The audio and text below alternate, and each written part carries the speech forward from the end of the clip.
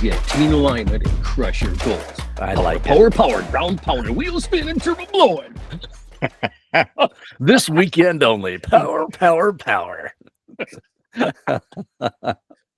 So all kidding so aside, true. though, this you teed this up, Brian, last week as a topic, and interesting. Why don't you share with the folks what the conversation you and I had, because you said you were talking to your dad. Yeah, so for a good 72 hours until I talked to you, Mike, I felt brilliant, absolutely brilliant. So we're driving down to a New York Mets game, only the best MLB team in all of baseball. I've been a Mets fan since 1986, so it's been a rough go of it, so to speak. Almost 40 years now. Okay. So everybody lay off, all you Yankees fans, Boston fans, Nats fans. I don't want to hear from you. I don't care. This will not change. So anyways, I was waiting for the joke to come. I didn't have to do it. Anyways, yes, my favorite baseball player in the world is Bill Buckner. And if you know him, with the Boston Red Sox, he let the ball from Mookie Wilson go through his legs for the Mets to win Game 6. So, yes, he was a player for the Red Sox, but he's still my favorite Met. So this episode's for you, Bill. Anyways, we were on our way down to Citi Field, and I was telling Dad, I said, it is too complicated having so many different meetings, different formats. This is what it comes down to. We can do a simple 3-step framework, basically. And this is going to increase engagement, reduce your amount of time, and that everybody has to be invested in it. And it's going to, you're going to get things done. Your ROI is going to be great on it. So I was talking to him about it, and I said, does this not make sense? And because Dad has a wonderful ability to just ultra simplify and ultra just streamline things. Well, I don't know. That's a gift. Makes sense, and it is. I'll tell you, one time I noticed that was in college. We were driving down to Orlando for a little vacation, spring vacation. They picked me up from Greenville, South Carolina. And I think it was just Dad, because Mom and my brother had flown down. Anyways, we were on 95, and there was a horrible truck accident. Tractor trailer is like something out of Terminator 2. It flipped over in front of us, went sideways, and just slid down the road, and then went into the median. And immediately I was like, pull over, because it all happened in front of us, sparks flying, everything. And I'm like, I'm halfway out of the car while he's still slowing down.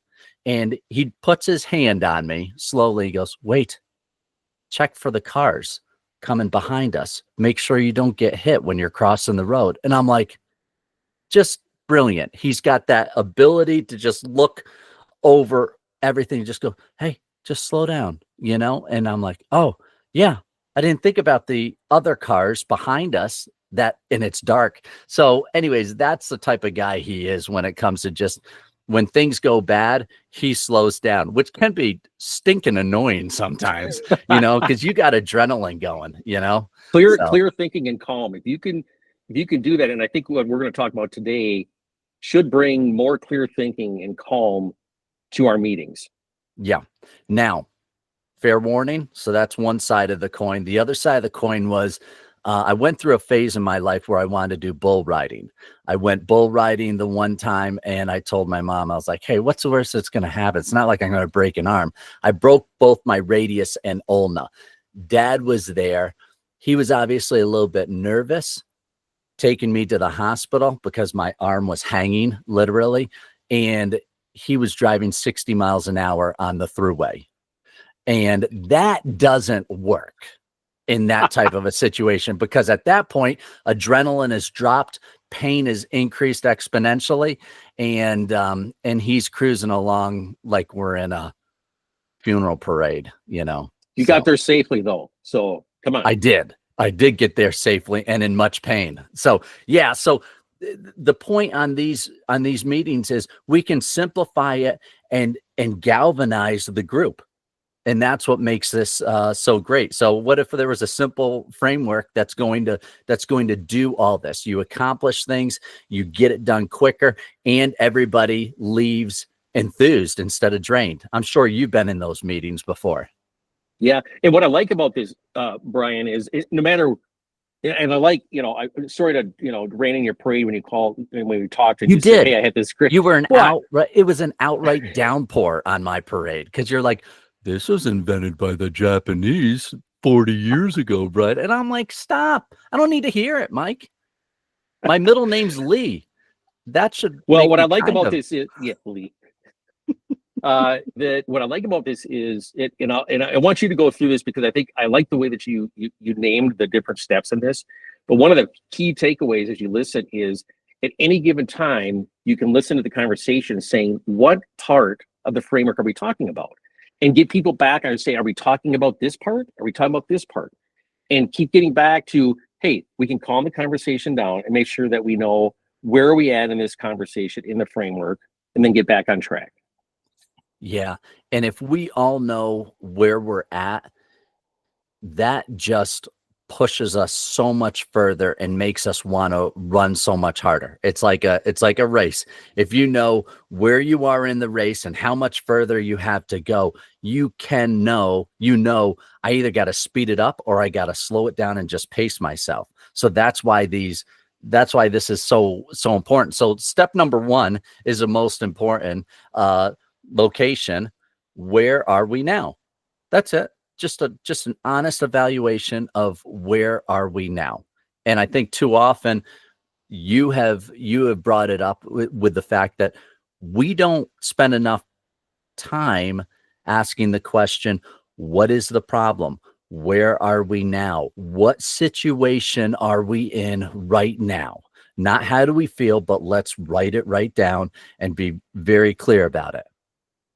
The nice thing about this too, Brian, is you could be talking about this at a team level, at a meeting level, or this can be taken down to each agenda items in a meeting.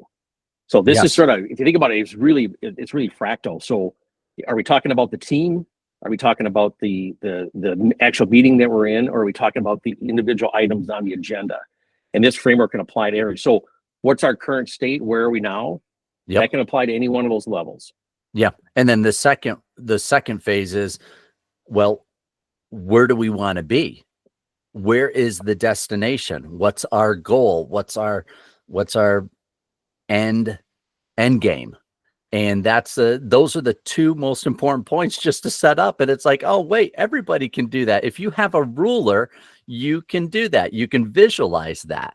And that's what makes this so engaging, and so that everybody can be a part of it, is the fact that this isn't something ethereal, something that's so theoretical and so complicated that we can't wrap our minds around it.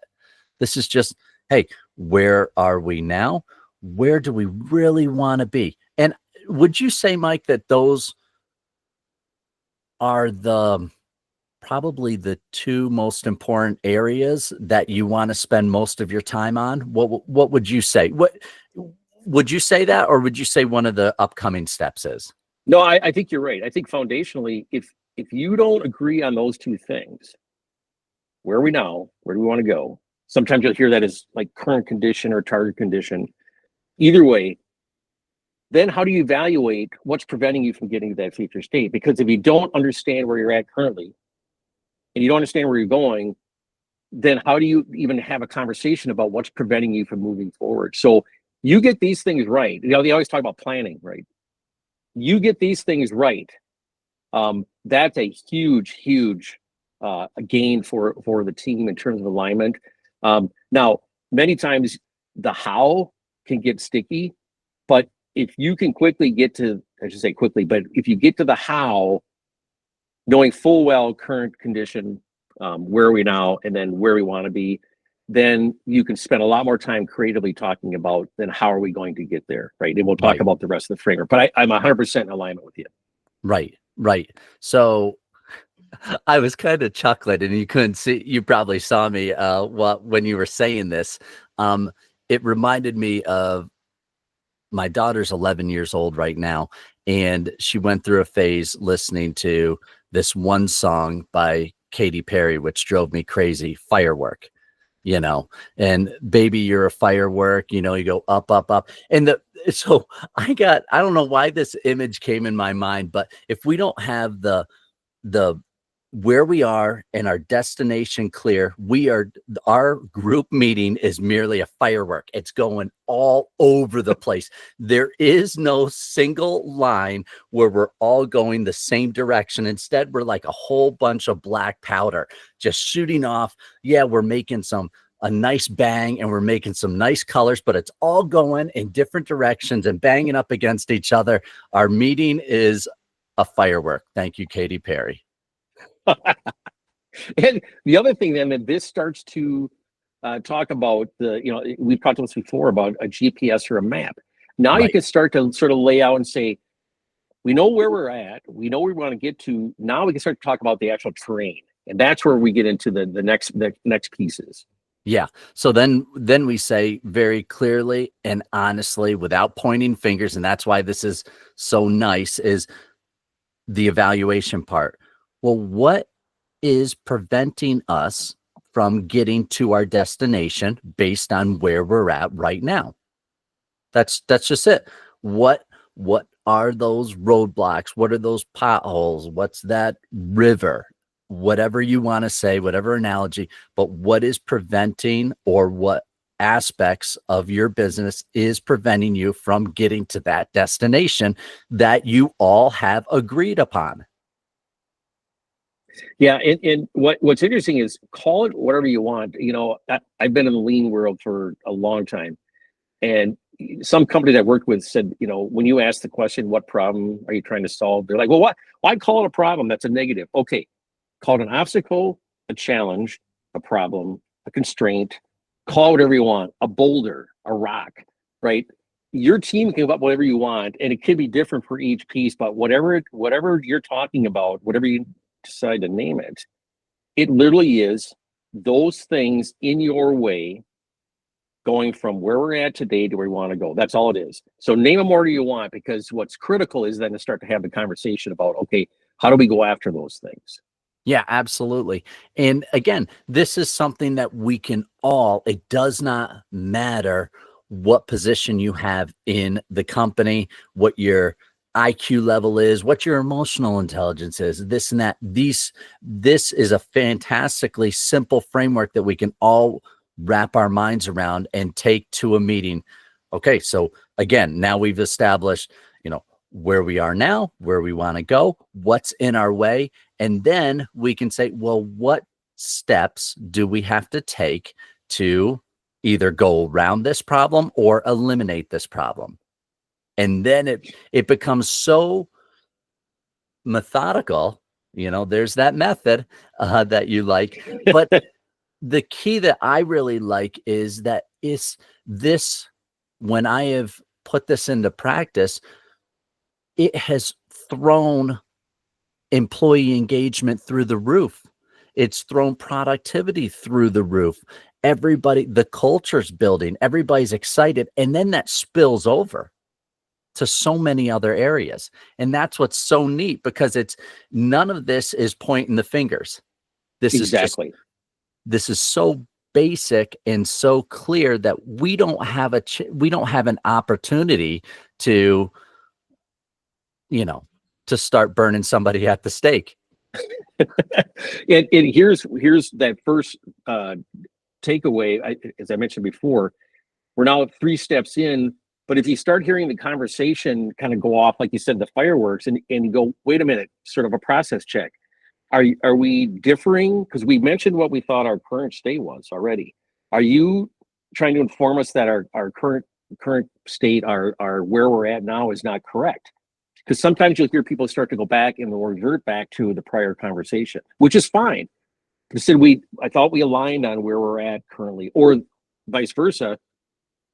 We already kind of landed on where we think our future state is, where we want to get to. If you start hearing a lot of conversation, not about the obstacles, but about where we're trying to get to, can we just have a process check quick? because now we're reverting back to the prior conversation. Again, nothing wrong with it, but let's make sure we clear the air.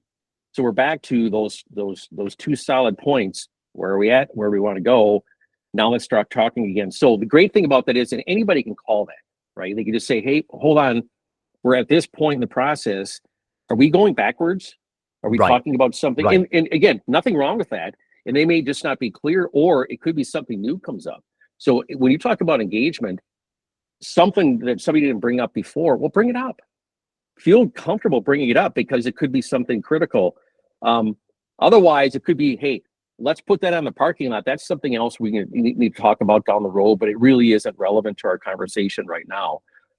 So it's a way to keep the team engaged. No bad ideas, no bad input, but you still want to get the team directed back to what's the task at hand, and that task at hand is moving through this framework at a good pace, but making sure that all voices are heard. Yeah, absolutely.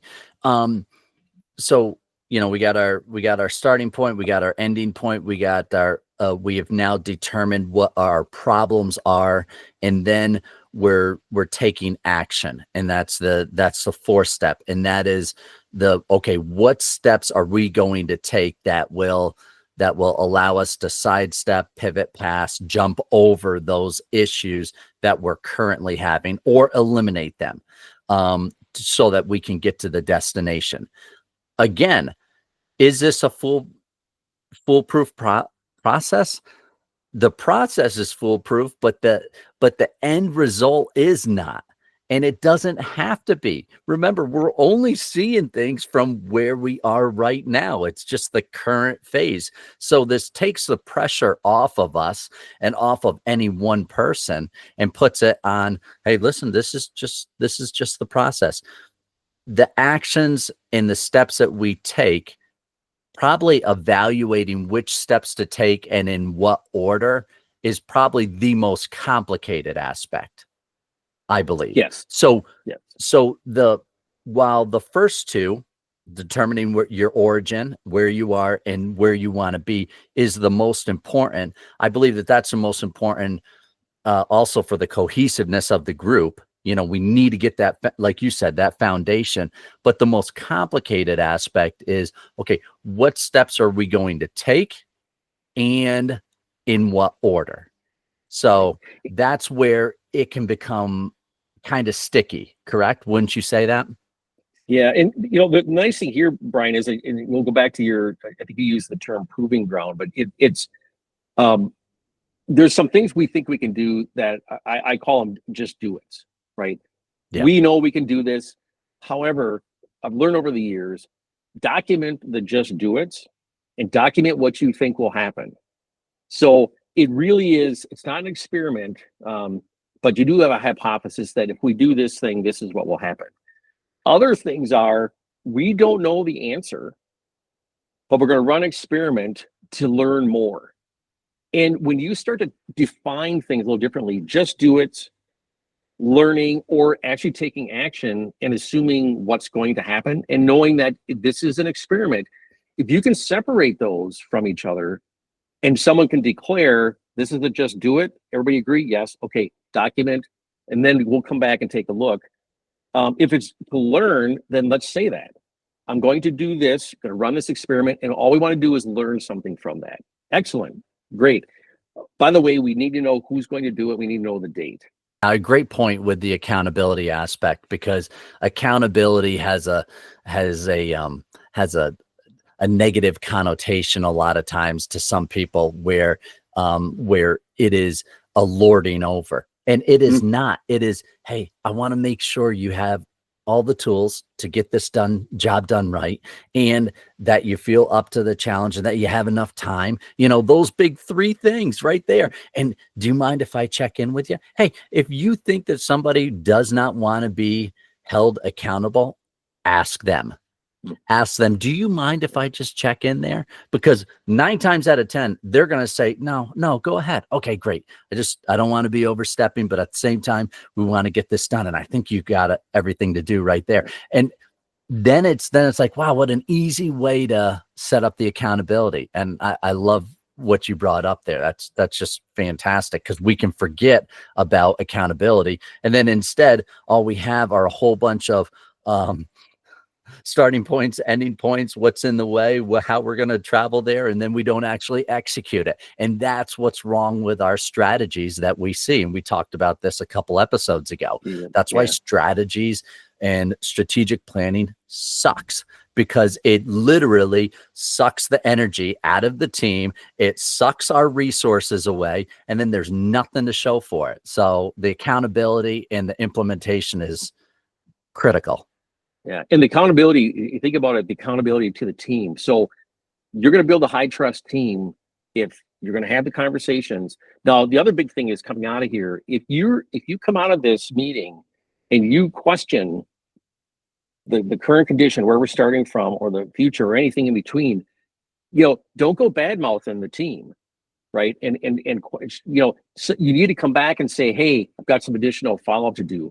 That will build high trust. The other piece is, because of how we talked about this, Brian, looking at the action, is this just do it and we agree on what we think is going to happen? Is this a find out more information, a learning, or is this an actual experiment? That takes a lot of the friction out. So when you walk out of a meeting and you get something assigned to you with a date and you're like, I don't even know where to start. Man, you can define where to start, because I'm going to take a lot of the garbage out of taking action. And you don't have to second guess yourself on the approach. I'm running an experiment. I'm doing something to learn something, or I'm just going to just do it because we talked about it as a group. And then I'm going to come back. Now, hey, if you had a crap week and things happened, good thing to do is let the team know ahead of time that, you know what, you may not be able to get this done before the meeting. But if you come into the meeting and say, I apologize, man, I couldn't do it. Okay, well, let's run it again. If you come in 4 weeks in a row and couldn't do it, well, now we got a different discussion. But back to the accountability. What we're trying to do here is make sure that we're so aligned on what we're trying to do. And when you brought up strategy, this very conversation we're having can be taken up the strategy level. Absolutely. Right? So absolutely, the type of meeting you're having, it doesn't matter. The content doesn't matter. It's going to be who's in the room, and how big are those decisions you're making. But at every level, if you're doing this consistency at every level of the business, walking into a room, what to expect when you start having a conversation about the meeting itself or about an agenda item. Without a doubt. So yeah. I love this, Brian. I'm glad you reinvented the wheel coming into this. yeah, exactly. That's it was great, yes. because otherwise I don't think we would have had this conversation yet. Right. So this is great. Yeah, let's go Mets. Absolutely. It's all thanks to them. The last point is validation. And this is where you really shine, and you keep on pushing this point. And I just love it. The fact that treat this as an experiment. Let's have fun in the sandbox, building the sandcastle. Do we need to add more water? Do we have too much water? Do we need to add some more sand to it to build our castle? And treat this as an experiment. We need to be able to evaluate what is going well, what is not going well, and pivot as we're going.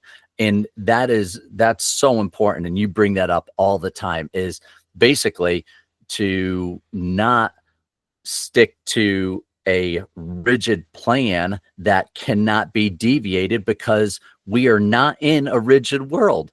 There are things that we do not account for, cannot account for whatever the reason, and then they pop up. So we need to be reevaluating. And that's what I think is so important to the success part of this, is the constant reevaluation. Are we on the right track? What have we miscalculated? And then there is no room for ego.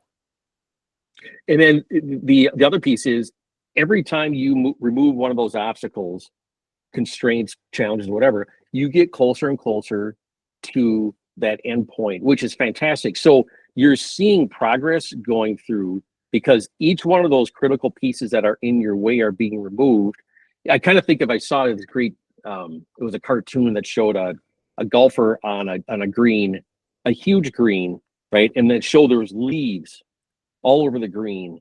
And then it showed let's say it's a pretty level green. So there's a pretty obvious path between where the ball is today, or where the ball is, and then where it wants to get into the hole.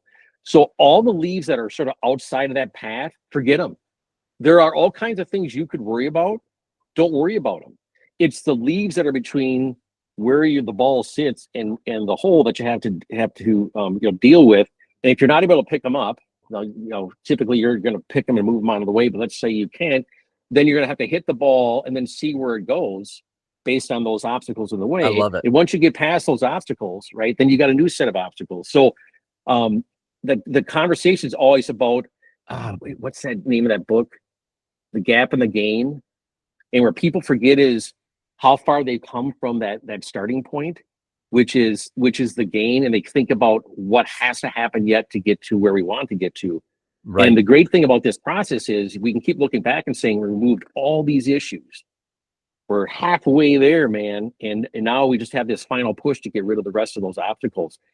That gives that group a lot of feedback on we're doing all the right things. And guess what? Some of these experiments are going to fail. We learn something, then we try something different. Like you said, then we go back and say, okay, what's preventing us from getting to our destination?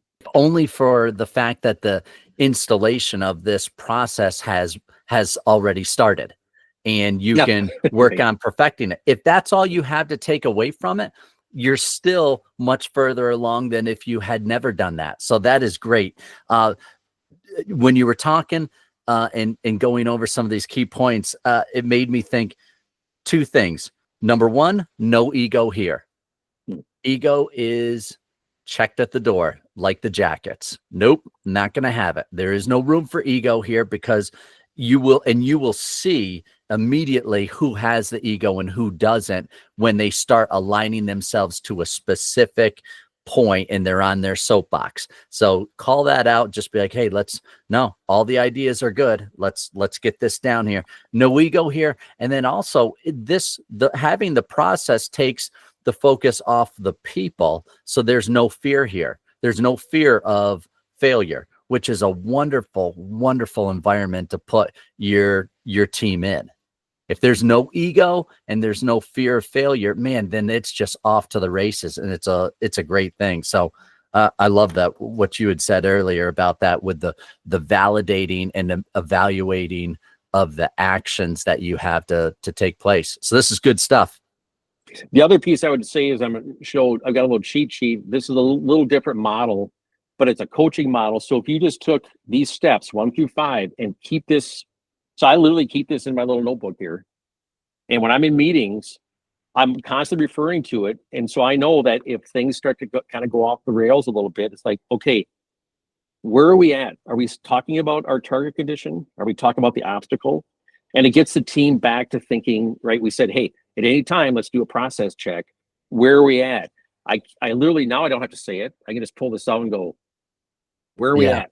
That's and great. everybody goes, ah. And so if everybody in the room has that little checklist, and you can ask that question, and everybody has the ability to say, can I just do a process check? I'm not sure what we're talking about right now. Where are we at in this step? And there's no doubt we will go back and forth through those 5 steps, which is fine. But if not everybody's knowing exactly which step we're talking about, it's good to say, can I just ask a question? I thought we were talking about obstacles, and somebody's talking about where we're starting out from again. Can we just figure out where we're at? I love it. So Mike, immediately you bring that out, and I'm thinking of a soccer referee who comes out and just flashes the yellow card or the red card. Here comes Mike. He blows his whistle, and he's like, wait, yellow card, you step back to destination, where we're already on evaluation of what steps we're going to take. Go sit, you're benched. Yeah. I think that's a great way of saying it, because it should be sort of good-hearted. The idea is not to, smash people over the head and say you're not following. It's, can we just get kind of back? Because you will get off track, and that happens all the time. That is great. Anything else, Mike, or we'll wind it up here? Dude, I think we beat this one to into submission, and everyone, power.